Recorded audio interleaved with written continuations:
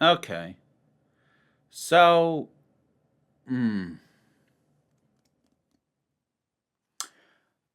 I don't like this episode, but not in a it ruins the season way or in a I don't want to watch the show anymore kind of way. But I and not even in a there's nothing good here way. Just in a there's some stuff that I get why you did it, but it's not hitting right, and then there's some stuff that I am kind of openly questioning. So, Creature Commandos, episode 7, last episode of the first season. Okay. I think we're just going to kind of work my way through this. Because as I said, some of it works, some of it doesn't. So I like that when Eric catches up to the bride, she just shoots him. She just shoots him, knocks him out a window, and walks away. I love that. That's the kind of thing that's risky to do because you risk having done a build up for a character who is disposed of pretty quickly. You handle it correctly, it can be a very cathartic moment. And it was handled well here because, as she points out, he's a stalker. She doesn't owe him any grace whatsoever. He shows up, she shoots him. Good. Good. Although, there's a weird post credit, which, oh, hey, Max? Uh, General thing, if there's a post credit, maybe don't do that thing where as soon as the credits start, you minimize it and try and direct me to something else. There's more of the thing to see. Leave it up. Anyways, there's the post credit where like he's getting nursed back to health by another old lady. Like, does Eric just give off a pheromone that like ingratiates him to old women? Like what? I don't know. That was a slightly odd note. It was fine. It was just weird. So that's what happens with Eric. That's fine. We get Nina's backstory, which I loved up to a point. I really like that she was cared for, that she was loved, that there was never any question that her father loved her dearly. And if anyone's made uncomfortable by the mother leaving and never connecting with Nina, I get that. I for one am gonna take the position that if you're gonna have a parent do that, having it do the mother is a little bit more subversive, I think, at least from the kind of media that I've taken in. You'd expect the father to be the one who leaves. So I really adored how much clear love and devotion there was, how much he cared, how much he got her. But, he can't protect her from how the rest of the world sees her. I'll tell you what, I broke down almost immediately when after, she's run away and then she's found and she's captured. And he runs up to her and says, "You were never a burden." And I started crying almost immediately. And then there was the gunshot. And it was like the spell was broken. Like I snapped out of the moment when that happened. Like logistically, I get why the story kind of needs him to be dead.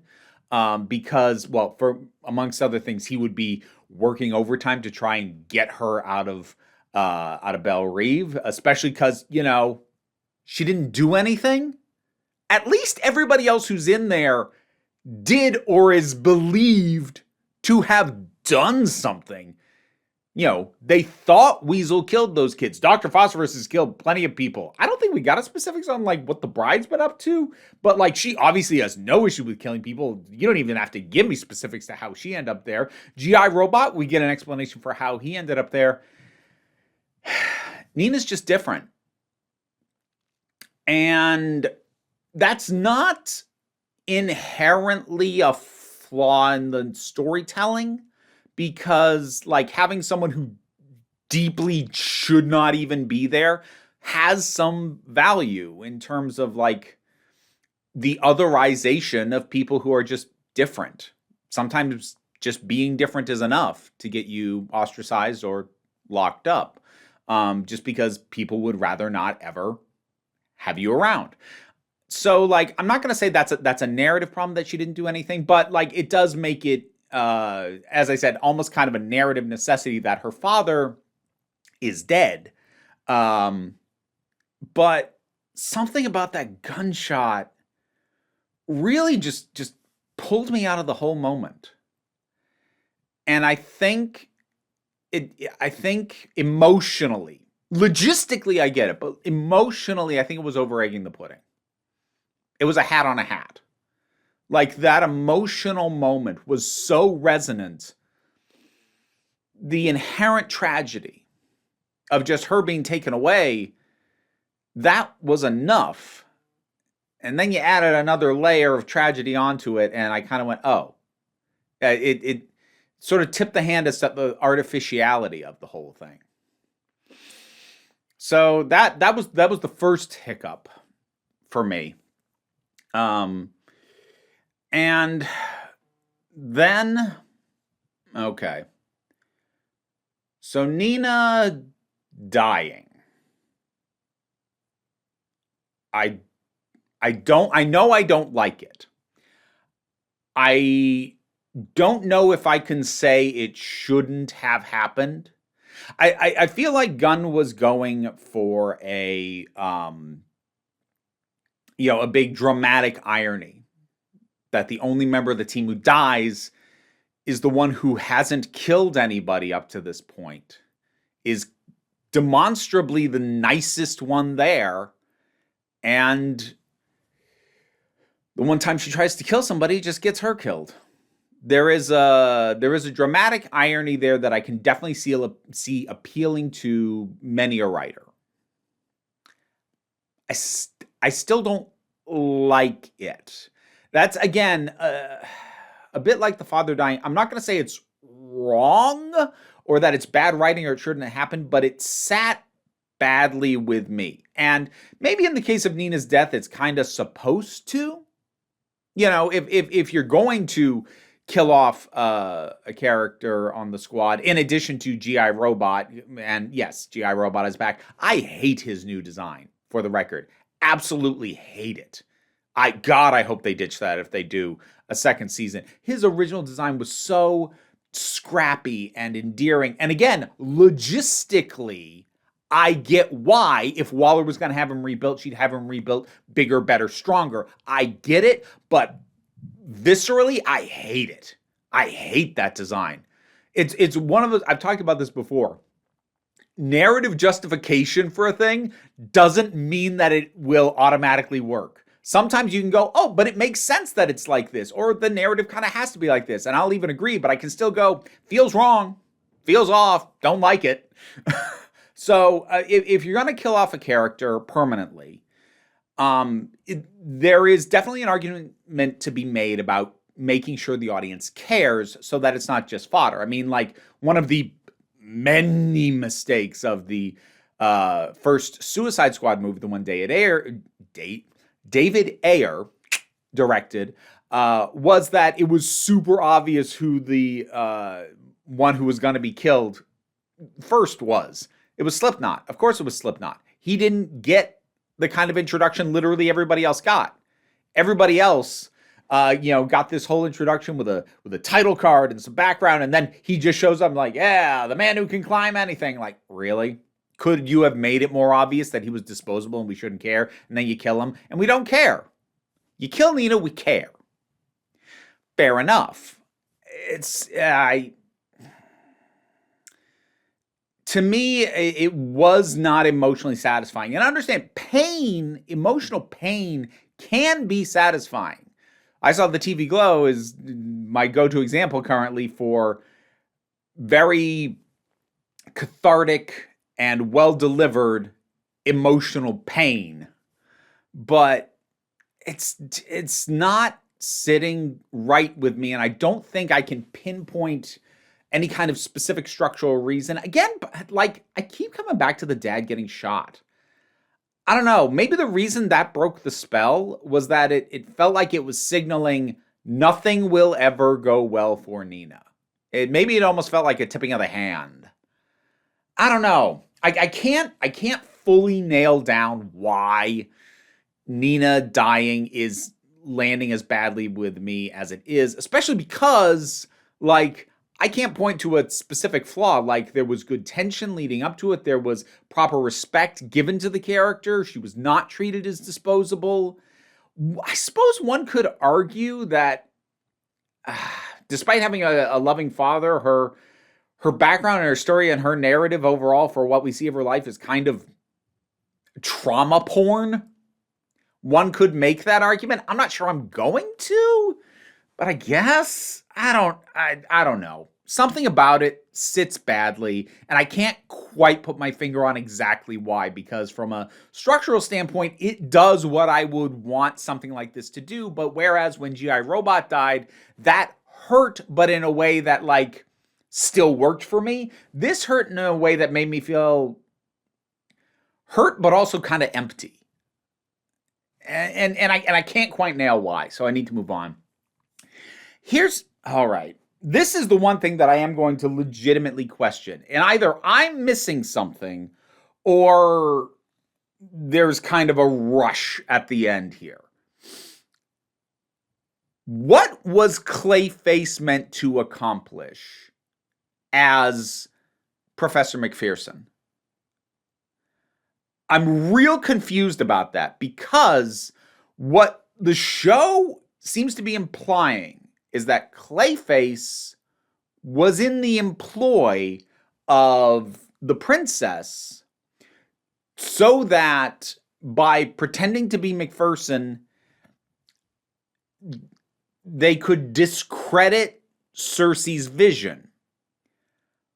But McPherson didn't discredit Cersei's vision. She affirmed it. So the only way this works timeline-wise is that Clayface replaced her after McPherson had kind of done that confirmation, like, yes, we should be taking Cersei's vision as legitimate. But if he replaced her after, then what the hell was he doing?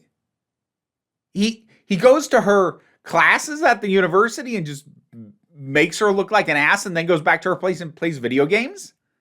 Shouldn't the thing he's doing be getting in contact with Waller and going, hey, I made a mistake, call the team back? And if he's not meant to be doing that, then what the hell was the point? I'm just really confused as to what he was meant to accomplish and why the princess sent him there. Because as things played out, and given that he didn't, he killed her, sure, but she'd already affirmed it. Like, okay, maybe, here's the only thing I can come up with, and if this is it, it needed to be made clear, because it took me out of it. Maybe that McPherson had already affirmed that Cersei's vision is accurate, but the princess and Clayface didn't know that had already happened. So Clayface replaced her not knowing she'd already done the thing that it was his job to be sure didn't happen. And that's why he was just hanging out and not doing anything? I guess that works logistically. It does make it kind of a weird narrative cul-de-sac that only exists so the bride can figure it out and then kill the princess. So we're getting a little bit of a hand of the author thing. And also, if that was the intent, you gotta clean up the timeline a little bit. You gotta make that clearer, because that confused the hell out of me. I think I've just talked myself into an answer, but yeah, that was shaky. that felt kind of yada yada yada through. So yeah, and that feels like the one piece of legitimately needs some work writing, because the other stuff that I've noted either here or in other episodes, usually I can go like, okay, I can't say that that's bad writing or a bad decision, but something about it still isn't working for me, like with Nina. So I'm still going to give this season overall a thumbs up, even though its finale is the episode I like the least. So yeah, I guess that'll wrap it up for me. I guess we get a glimpse of who else will be on the team in a future season. I'm not sure I love King Shark being played that dumb. I was trying to think of a nicer word, but like, I'm not sure how much I like King Shark is often kind of played with a mental simplicity, but like, I don't know, something about it felt off in that moment in a way that it actually didn't in the Suicide Squad movie. So like, they're presumably keeping it consistent with that depiction. So I don't know why that felt off. It was just one moment though. It probably doesn't matter. Again, hate G.I. Robot's revised design. Absolutely loathe it. Don't want to see it again. He was my favorite character of the season, and I hate it. I hate that design. I feel like it just messes with almost 100% of his visual charm. So, yeah. James Gunn, find a reason to put him back in something much closer to his original body, please. Because I hate that. I hate it. Anyway. Creature Commandos season finale. What did you think about it? Whatever your thoughts are, drop something down in the comments. Let's talk about it. Patreon pays the bills, enables me to do this as my living, even if you can't help me out that way. Like, share, subscribe. They all help me out. Don't worry too much about it, though. We take a relaxed attitude around here, so you can just come on back next time you need a break. And now to thank my highest supporting patrons.